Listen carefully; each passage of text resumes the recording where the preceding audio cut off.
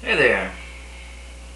I checked out Super 8 today, and I'll just say right off the bat, it was one of the most illogical and ridiculous movies, written movies, that I've seen, well, in a very long time. Uh, you got this movie where these kids, uh, they're, they're, they're filmmakers, they want to make a film, and early on they're making this film, and this phenomenon happens. There's a train wreck, and there's trains flying everywhere, and the camera's dropped but keeps recording, and it is going to record a strange phenomenon. And that might be interesting, although we don't really do much with the recording in this movie. This movie's about some emotions and relationships between father and son, father and daughter. And that might be okay if, we didn't see typical stereotype relationships and problems that we've seen in so many movies. And, it didn't really get too deep. It was just kind of a fill-in to, use up time when we're not dealing with this phenomenon out there. Now, we don't really know what this force is out there right away. And we were not going to know for most of the movie. And we get little clues, we hear things, and that's what keeps me mildly entertained. But for a movie that's just unplausible, I want to be very much entertained. And the suspense was very little here. Now, we get some good acting between, Joel Courtney and Ellie Fanning, the two kids, the main stars here. But, the rest of the kids, corny. Very corny, unfunny, trying to be funny. But J.J. Abrams wrote himself a very poor script. I mean, I came up with so many flaws. Every scene I come up with a flaw. Now, not small flaws, big flaws. Laugh out loud, ridiculous flaws. Like, why would they do this? It doesn't make sense for them to do that. What's the purpose of this? And you can't make any sense of it. This is the kind of movie it is.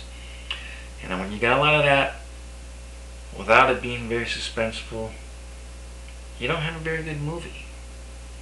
And like I said, I was mildly entertained. I wanted to see, what was going to go on in this town with this mysterious phenomenon that showed up. And I guess we can say, it's some kind of monster. That's not giving too much away. But, it was just so illogical that I just was shaking my head and thinking throughout the whole movie. I couldn't get past it. You get some movies that are like that, you can get past it because they're really giving you some good entertainment. Not here. You got a bunch of kids. They tried to be funny at times. Wasn't working for me. And I don't know who this film is geared at. I wouldn't bring young children here because there's a lot of shocking, in-your-face scenes here that would give young children nightmares. And yet, sophisticated adults, I don't know what you can get out of this. It was an elder crowd in my cinema. And why were they there? I overheard some people talking because Spielberg's name is attached to this. And the older generation is Spielberg fans. But this is not a Spielberg movie. He's one of the producers, and that doesn't mean a whole lot, to tell you the truth. I mean, J.J. Abrams wrote and directed this movie. It's his movie. And he wrote it very, very ridiculously. I mean, I've come up with at least 100 flaws. I was talking to my buddy with this movie after we saw it for a couple hours, and we were just pointing out one bad scene after another and how it just didn't make sense. Why were they doing this or that? Now, having said that, I was there watching, curious, wanted to know what was going to happen in the end. So it mildly kept my interest, and it's not a terrible movie. It's silly and ridiculous, but not terrible. Critics are loving it. They're getting good reviews. I didn't care much for it. You know, they tried to be emotional with their relationships. That didn't go far. Then you had, this movie's basically, you get this military. It's anti-military once again. You get these military people that are involved in this mission involving this secret phenomenon. They know all about it. The town is kept in the dark, and the main boy's father, he's deputy sheriff, and he's trying to get answers. And he's not getting any cooperation with the military. So, we really don't know what's going on, and when we finally get to see what's causing all the problems in this town, this monster thing, we don't see much of it. We don't even see it till after 2/3 of the movie, really. We don't even know why it's there. We don't get much background, and we're not going to get much of what's to come. This whole movie takes place within 2 to 6 days, I would say. And how it ends was just silly and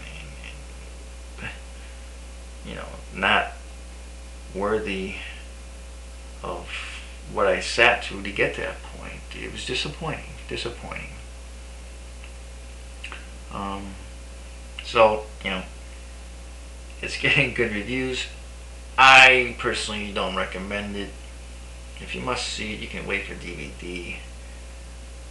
Little ones, not to see it. The rest of you, okay. But if you can get past all the silliness and illogical stuff, maybe you'll be entertained. I could have if it was suspenseful enough, and it wasn't for me. So, middle of the road grade, maybe C minus. And that's all I can say about Super 8. See ya.